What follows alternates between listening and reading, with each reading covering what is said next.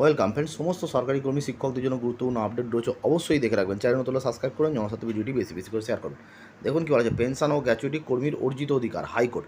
তাই প্রত্যেক কর্মী দেখে রাখবেন, প্রত্যেক কর্মী একদিন অবসর নেবেন, কারো ক্ষেত্রে কোনো সমস্যা হতে পারে, সেক্ষেত্রে এই রায় কিন্তু কাজে লাগবে। দেখুন কী বলা আছে, পেনশন ও গ্র্যাচুইটি যে কোনো কর্মীর অর্জিত অধিকার এবং তা থেকে তাকে বঞ্চিত করা যায় না বলে রায় দিল হাইকোর্ট।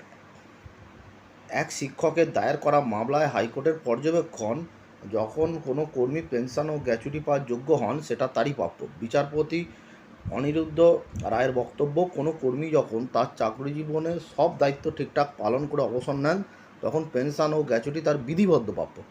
মামলাকারী কুণাল চন্দ্র সেন 2004 সালে চন্দননগর বঙ্গ বিদ্যালয়ে অস্থায়ী প্রধান শিক্ষক হিসাবে যোগ দিয়ে পরের বছর স্থায়ী হন। অতিরিক্ত স্কুল পরিদর্শকও তার স্থায়ী প্রধান শিক্ষকের চাকরি নিশ্চিত করেন।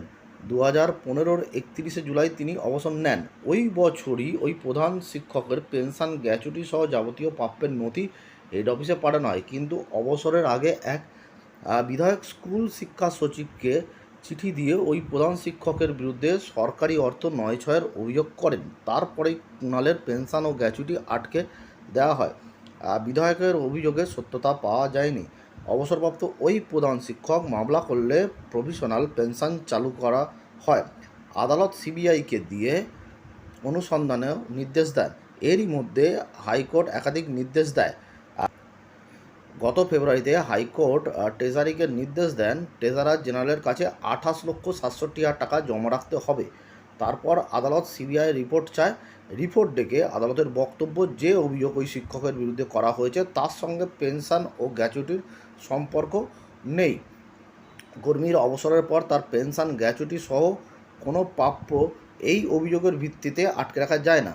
আদালত ওই অবসরপ্রাপ্ত প্রধান শিক্ষকের প্রাপ্য 28,67,000 টাকা 2015 সাল থেকে 8% সুদ সমেত 2 সপ্তাহের মধ্যে মিটিয়ে দেওয়ার নির্দেশ দিয়েছে।